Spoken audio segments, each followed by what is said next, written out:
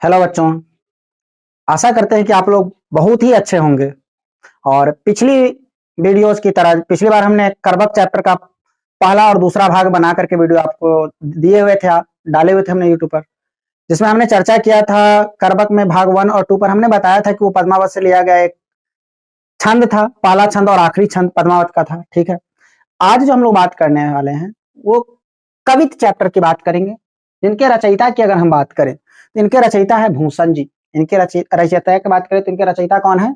भूषण जी है। हालांकि इनका वास्तविक नाम किसी को नहीं पता, और इनका वास्तविक नाम भूषण भी नहीं है। ठीक है, भूषण नाम इनको चित्रकूट के सोलंकी राजा रुद्र शाह जी ने दिया था। उन्होंने कवि भूषण की इनको उपाधि दी थी, और वह नाम इतना ज्यादा प्रचलित और प्रसिद्ध हो गया कि लोग इन्हें उसी नाम से जानने लगे। ठीक है, तो चित्रकूट के राजा सोलंकी राजा जो थे, जिनका नाम था रुद्र शाह, उन्होंने इनको उपाधि दी थी एक नाम का, जिसे हम कहते हैं कवि भूषण। ठीक है, और इसीलिए ये भूषण नाम से प्रचलित हो गया। अगर इनके हम जन्म की बात करें तो 1613 में इनका जन्म हुआ था, और 1715 में इनका मृत्यु हुआ था। एक मिनट बच्चों, 1613 में इनका जन्म हुआ था और 1715 में इनका देहांत हो गया था। ठीक है बच्चों, अगर इनके जन्म स्थान की बात करें तो उत्तर प्रदेश के, कहाँ के? उत्तर प्रदेश के कानपुर में तिकवापुर गांव, उत्तर प्रदेश के कानपुर के तिकवापुर गांव में इनका जन्म हुआ था। और इनके रचे हुए कविता की बात करते हैं, ठीक है, या पद की बात करते हैं, जिसका पहला भाग है, जिसका नाम है कवित, ये पहला भाग है, और जिस भाग का नाम क्या है? कवित। ठीक है, कवित के दो भाग हैं, पहला और दूसरा।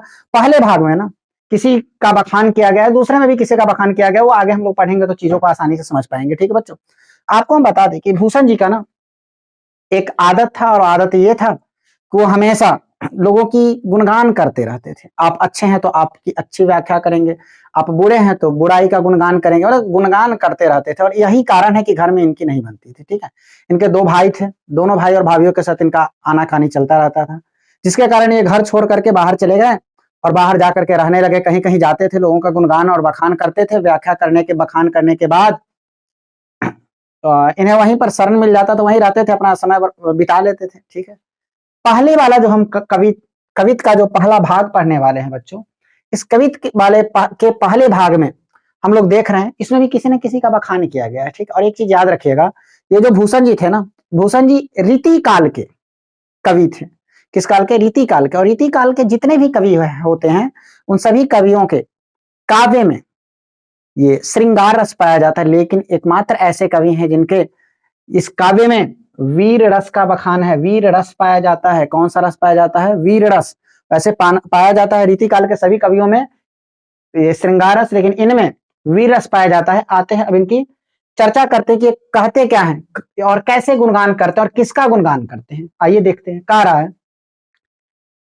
एक मिनट बच्चों, इसमें कहा जा रहा है कि इंद्र जी में जंभ पर भारव जो अंभ पर। ठीक है, जिस तरह से इंद्र का राज होता है, जंभ मतलब होता है यम के ऊपर में, इंद्र का मतलब होता है इंद्र भगवान, और जिमी मतलब जैसे, जिस तरह से जंभ मतलब यमराज के ऊपर में, जिस तरह से यमराज के ऊपर में भगवान इंद्र का राज है, वाड़व ज्यों अंभ पर, जिस तरह से यमराज के ऊपर में इंद्र का राज है, और जिस तरह से वाड़व का मतलब होता है समुद्र में आग की जो लपेटें निकलती रहती है ना, उस आग की लपेटों को हम लोग वाड़व कहते हैं। ठीक है, तो वाड़व यानी कि इस वाड़व का अधिकार राज होता है अंभ पर। अंभ मतलब होता है जल पर, समुद्र के जल पर वाड़व का राज होता है। अगला कह रहा है रावण सदंभ पर, रावण के ऊपर जिस तरह से रावण दुराचारी, सदंभ रावण, दंभ रावण पर जैसे रघुकुल राज है, रघुकुल मतलब प्रभु श्री राम का जिस तरह से रावण के ऊपर में राज है, उसी तरह से कह रहा है पवन बड़ी बाह पर। पवन मतलब होता है हवा, हवा वायु पवन, पवन का जिस तरह से, बड़ी बाह का मतलब होता है बादल, बादल के ऊपर में जिस तरह से पवन का राज होता है, हवा का राज होता है कि कितना भी बारिश लगा हो, बादल छाया हुआ हो, एक बार अगर तेज हवा आया, पूरे के पूरे बादल को लेकर के चल दिया। ठीक है, बारिश समाप्त हो जाती है। तो जिस तरह से कह रहा है कि बादल के ऊपर में पवन का राज होता है। शंभु रतिनाह पर, शंभु मतलब शिव जी का राज। जिस तरह से रतिनाह मतलब रति के पति को रतिनाह कहते हैं, रति के पति का नाम है कामदेव, जिसको शिव शंकर ने क्या किया था? जला करके भस्म कर दिए थे प्रभु। तो इसीलिए उस पर किसका राज है? शिव जी का राज है उस पर। रति के पति पर किसका राज है?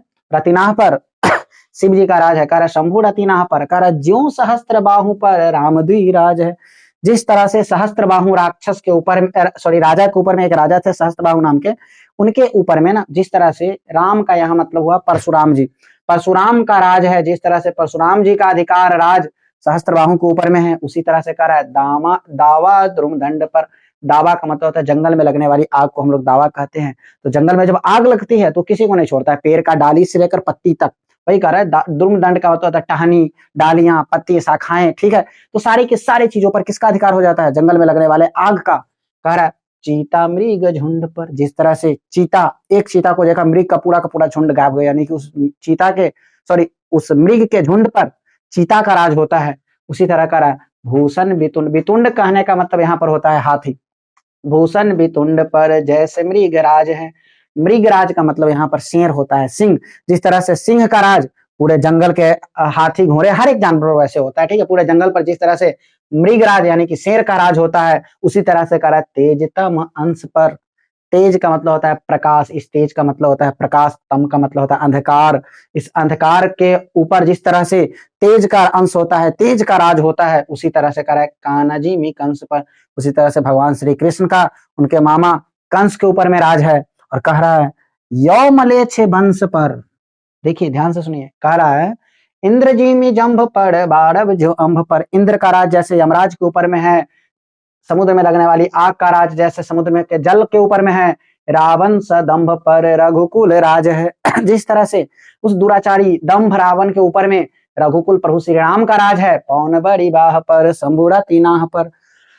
जिस तरह से हवा का राज, जिस तरह से हवा का राज बादल के ऊपर में है, शंभुरा तीनाह पर, उस तरह से शिव शंभु का राज रतिना, रति के पति को रतिना कामदेव के ऊपर में शंभु का राज है। कर ज्यों सहस्त्र बाहु पर रामद्वय राज है। सहस्त्र बाहु जो राजा थे जिसका वध प्रभु परशुराम जी ने किया था, उसके ऊपर में जिस तरह से सहस्त्र बाहु के ऊपर में परशुराम का राज है, उसी तरह से कह रहा है दावा द्रुमदंड पर। जंगल में लगने वाली आग को दावा कहा जाता है।